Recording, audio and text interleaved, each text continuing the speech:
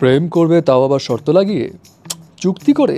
বিষয়টা একটু কেমন হয়ে গেল না? কিন্তু এমনই এক কাণ্ড ভাইরাল হলো ব্রাজিলের ফুটবল প্লেয়ার এন্দ্রিক ও তার প্রেমিকা গ্যাব্রিয়েলি মিরেন্দার। তাও আবার এমন সব আজগুবি শর্ত জুড়ে দেওয়া আছে তাদের প্রেমের চুক্তিতে, যেগুলো শুনলে অনেক সিঙ্গেলদের গায়ে জ্বালাও হতে পারে, আবার অনেক কাপলসরা ভাবতে পারে আরে এমন কাজ তো করা যায়।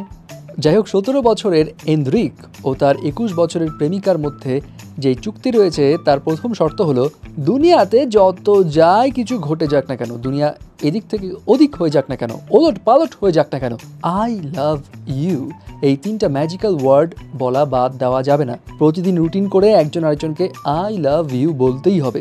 যে বলবে না তাকে পেতে হবে শাস্তি।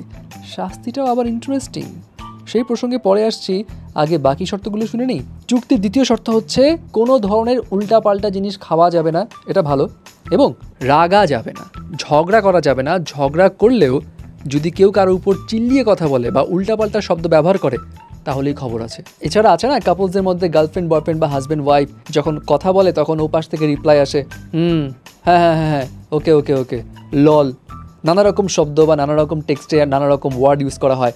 এই সমস্ত ছোট ছোট ওয়ার্ড ওকে এই সমস্ত ওয়ার্ড মোটেও ইউজ করা যাবে না, পুরোপুরি নিষিদ্ধ। যদি ইউজ করে তাহলে সেখানেও আছে শাস্তি, এবং তাদের শাস্তি হচ্ছে জরিমানা দিতে হবে। উপরোক্ত শর্তগুলো যে মানবে না তাকে দিতে হবে জরিমানা। জরিমানা হচ্ছে, যদি গার্লফ্রেন্ড চুক্তি ভাঙে তাহলে প্রেমিকের যেটা পছন্দ সেই পছন্দের জিনিস কিনতে হবে, আর যদি প্রেমিকা শর্ত ভাঙে তাহলে প্রেমিকার যেটা পছন্দ সেটা বয়ফ্রেন্ডকে কিনে দিতে হবে। অ্যান্ড এন্দ্রিক জানায় গত মাসেই তার গার্লফ্রেন্ড নাকি একটা শর্ত ভেঙেছিল এবং তার জন্য তার গার্লফ্রেন্ড তাকে কিনে দিয়েছিল পছন্দের অ্যাপলের হেডসেট। বাহ, কি দারুণ তাই না? আর এদের যে প্রেমের বিষয়টা সেটাও কিন্তু খুব ইন্টারেস্টিং।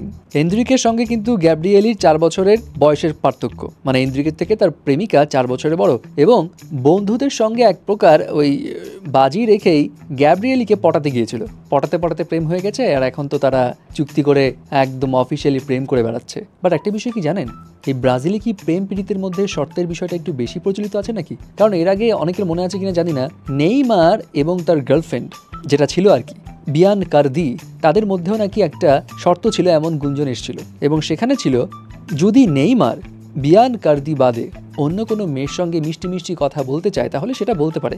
শুধু তাই নয়, যদি সে অন্য কোনো মেয়ের সঙ্গে রাত কাটাতে চায় কিংবা শারীরিক সম্পর্ক স্থাপন করতে চায় সেটাও নেইমার করতে পারবে, কিন্তু 3টা শর্ত মেনে।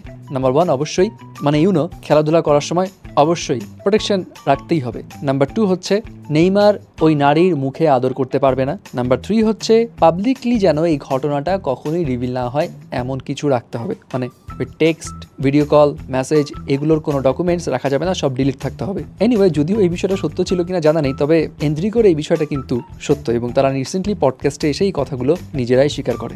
যাই হোক কাপলসরা, আপনারা কি ভাবছেন, শর্ত রাখবেন নাকি নিজেদের প্রেমের চুক্তিতে?